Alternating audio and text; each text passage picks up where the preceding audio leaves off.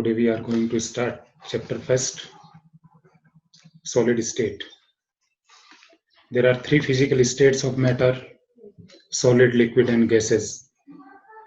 Liquid and gases state we discussed in class 11th, and the solid state, it is the first unit of class 12th.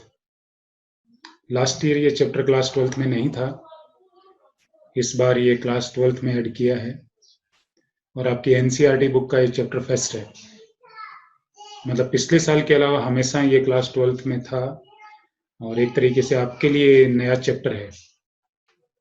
यदि इस chapter की बात करें तो सबसे पहले gist, general characteristics of the solid state, then classification. Classification will be based on two different categories, on two different types. Then we will discuss about unit cell, characteristics of a unit cell, types of unit cell, 7 primitive unit cells, calculation of density of unit cell, packing of solid, packing efficiency, voids, imperfections, band theory of metals, conductors, semiconductors, and N and P types of semiconductors, along with magnetic properties of solids. So students, you have to write all these gist of unit in the first page of your notes. बाकी दूसरे subject में जैसे आपने जोर शोर से start किया है अपना राइटिंग वर्क, वैसे ही आप केमिस्ट्री में भी एक सेपरेट नोटबुक बनाएंगे। नोटबुक के फर्स्ट पेज पे, जैसे कि हम हमेशा करते आए हैं, जहां से आप यूनिट स्टार्ट कर रहे हैं, यूनिट के फर्स्ट पेज पर आपके जिस्ट रिफ्लेक्ट होने चाहिए। ये जिस्ट का पहला पार्ट जैसे अपन देख पा रहे हैं, general characteristics of solid state. वो कौन कौन से कैरेक्टर्स हैं जो कि एक सॉलिड स्टेट को लिक्विड और गैस स्टेट से डिफरेंट बनाते हैं। मतलब what are the main characters of solid state? You can say they have definite mass, volume and shape. Liquid का वॉल्यूम फिक्स होता है बट मास फिक्स होता है, बट उसका जो शेप है, shape depends upon size of container. But for gases के लिए वॉल्यूम भी फिक्स नहीं है, शेप भी फिक्स नहीं है, उसका मास पर्टिकुलर है, वो फिक्स होगा।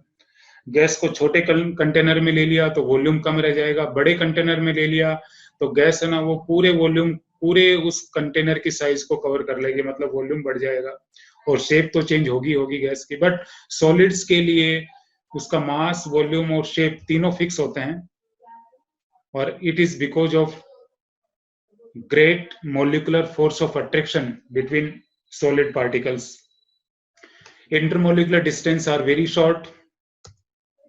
Intermolecular forces are strong.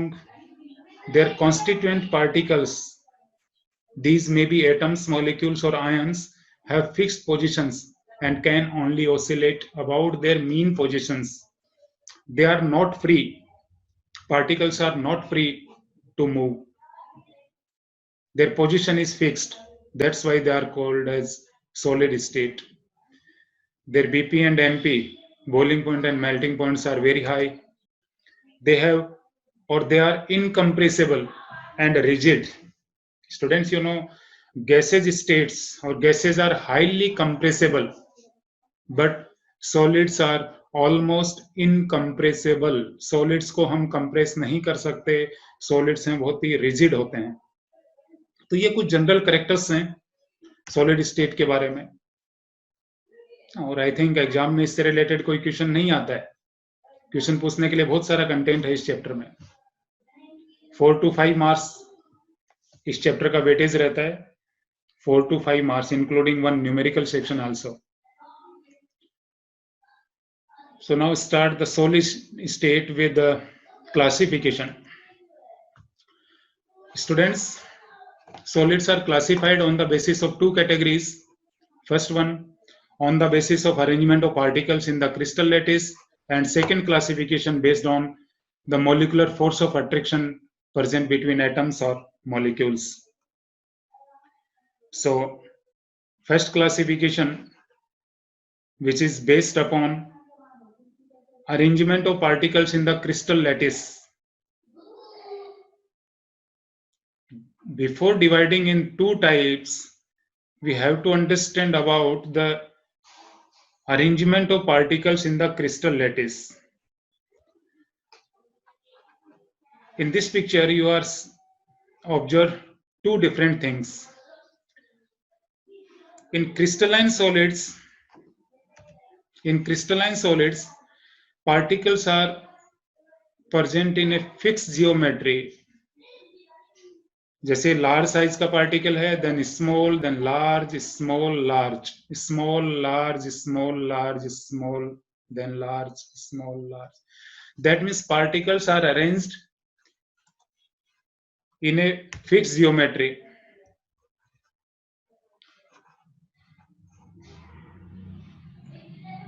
Particles are arranged in a long range order. long range order. इनमें एक सिस्टमेटिक अरेंजमेंट होता है पार्टिकल्स का. जबकि एमोर्फस की हम बात करें तो उसमें पार्टिकल्स में कोई अरेंजमेंट नहीं है. Particles are randomly present. Particles are randomly present in the crystal lattice. They have short range order.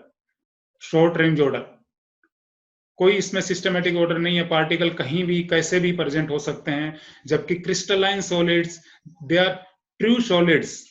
Crystalline solids are true solids. They have fixed geometry in a crystal lattice. यहां पर आप देख पा रहे हैं fixed geometry है. और second जो मेन कैरेक्टर है इन दोनों के बीच में, वो है कुछ प्रॉपर्टीज ऐसी होती हैं जो कि डायरेक्शन पे डिपेंड करती हैं. आपने कौन से डायरेक्शन से उनको ऑब्जर्व किया है. फॉर एग्जांपल, जैसे यहां से हमने एक लाइन ड्रॉ किया, इस डायरेक्शन से आपने कोई एक प्रॉपर्टीज मेजर करी इसके, और एक डायरेक्शन आपने ये लिया, एक डायरेक्शन आपने ये वाली ऑब्जर्व करी, और भी कोई दूसरी डायरेक्शन हम सेलेक्ट कर सकते हैं. सपोज आपने डायरेक्शन एक ये डायरेक्शन सेलेक्ट किया. 3 डिफरेंट डायरेक्शंस आपने सेलेक्ट करी कुछ प्रॉपर्टीज मेजर करने के लिए. जैसे रिफ्रैक्टिव इंडेक्स. रिफ्रैक्टिव इंडेक्स, यदि हम रिफ्रैक्टिव इंडेक्स को इस डायरेक्शन से मेजर करें तो इस डायरेक्शन में केवल लार्ज जो पार्टिकल्स हैं वो कांटेक्ट में आ रहे हैं इस लाइन में. और यदि हम ये वाली लाइन ड्रॉ करते हैं तो इसमें स्मॉलर पार्टिकल्स, केवल स्मॉल पार्टिकल्स है ना, वो इसके कांटेक्ट में आ रहे हैं. आप क्लियरली देख सकते हैं इसमें. और जबकि ये जो लाइन है, दिस वन,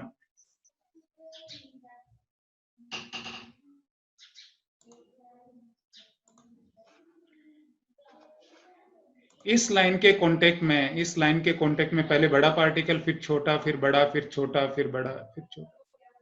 दैट मीन्स यहां से कुछ अलग प्रॉपर्टी हमें मेजर होगी. इस डायरेक्शन से अलग प्रॉपर्टी थी, इससे कुछ अलग आई, थर्ड वन और अलग आ गई. और ऐसे ही हम यदि डायरेक्शन चेंज करते चले जाएं तो कुछ फिजिकल प्रॉपर्टीज हैं, उनकी वैल्यूज अलग अलग मिलती हैं.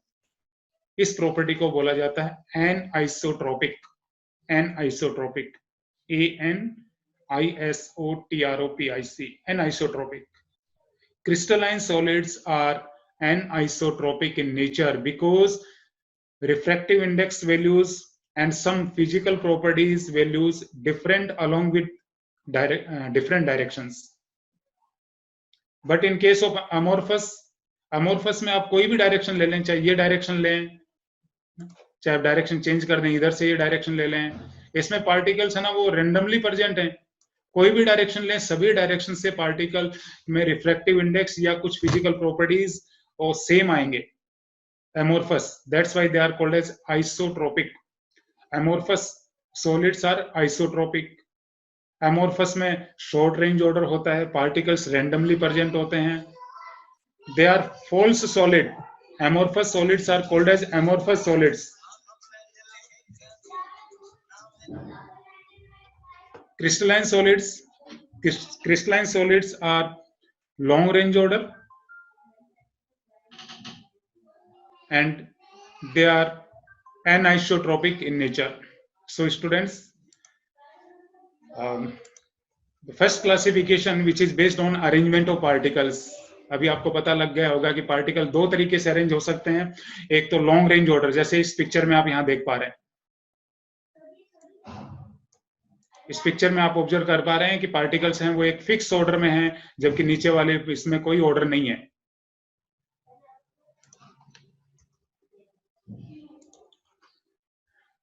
Distinction between crystalline and amorphous solid. What are the differences? How will you differentiate crystalline and amorphous solid?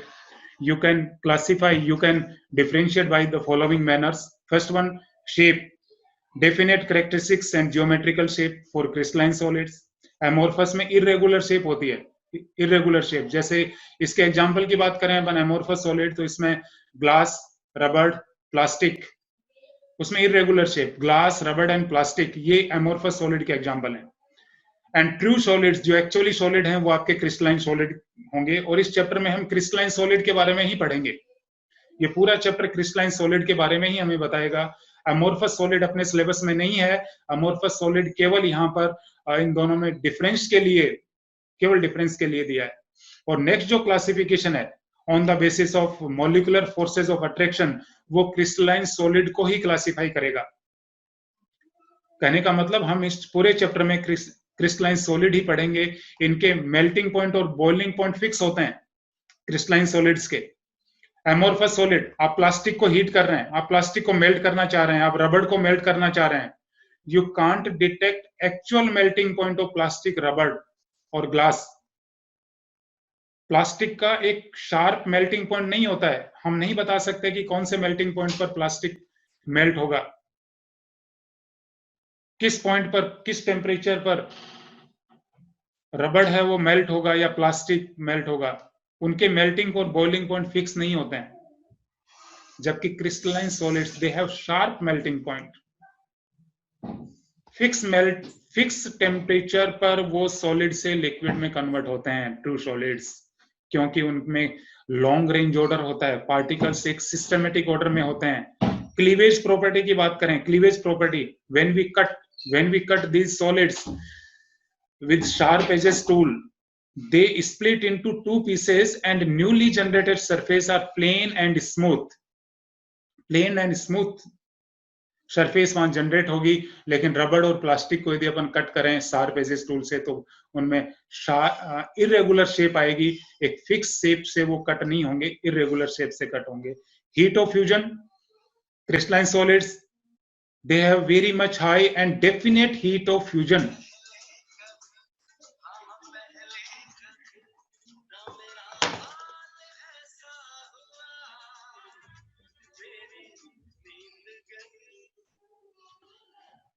Anisotropic, ये हमने डिस्कस कर ही लिया, इनको ट्रू सॉलिड कहेंगे। ये स्यूडो सॉलिड्स हैं। ऑर्डर ऑफ अरेंजमेंट, ये लॉन्ग रेंज ऑर्डर है, ये शॉर्ट रेंज ऑर्डर है।